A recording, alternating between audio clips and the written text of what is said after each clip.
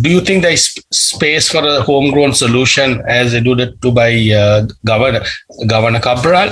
And also, you think the pandemic really aggravated this crisis? I just want to put it in context. In 2019, we repaid $5 billion worth of debt. I think it's, people have forgotten that. Of course, we are heading for another 5 billion next year. So I just want Dushni to sort of put it in context. One is whether it's a homegrown solution, is there space, is there a confidence level to do it, and also what you want to pursue whether the pandemic will further aggravate the situation given the low economic recovery. Okay, let me start with the point that Howard made, also that this is not a fiscal problem, but it is more of a Sri Lanka's lack of exports. It is actually two things, because we are running fiscal deficits, we are running external current account deficits. It's because our national expenditure is more than national income, it spills over into the external side. So it is that, the twin deficit factor. And I'll start with the second of your question to say that, yes, the pandemic made it worse because we had already a relatively weak fiscal position. We had very low growth pre-pandemic years. And unfortunately, there was a huge tax cuts that were given just prior to the pandemic. So the fiscal situation deteriorated.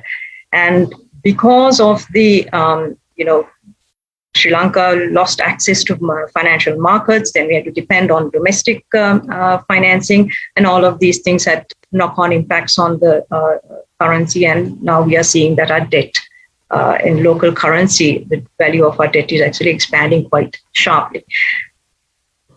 Do we have, can we do this with homegrown solutions?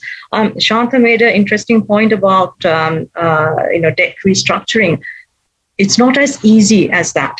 And I think, when you have a whole chunk of external debt, you have to go with an IMF program. The IMF will be the sort of, mediator to bring all the other creditors into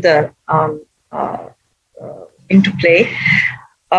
Sri Lanka will have to approach bilateral lenders. We will have to approach the private investors who have bought our international sovereign bonds. Our sovereign bonds have to have these clauses that allow for those kinds of debt restructuring talks to begin. But I fully understand what the governor was saying, because in terms of the risks, there is reputational risks, there is risks of credit downgrades, there is risks that where our debt issuances will be much costlier when we go back. And of course, there's also the risk of legal, litigation.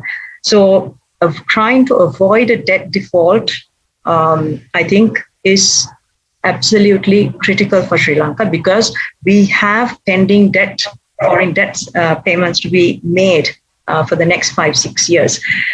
Will this set of policies that the governor set out work? I think the policy environment is still not clear. And there is lack of clarity if we are trying to attract non-debt creating inflows like FDI.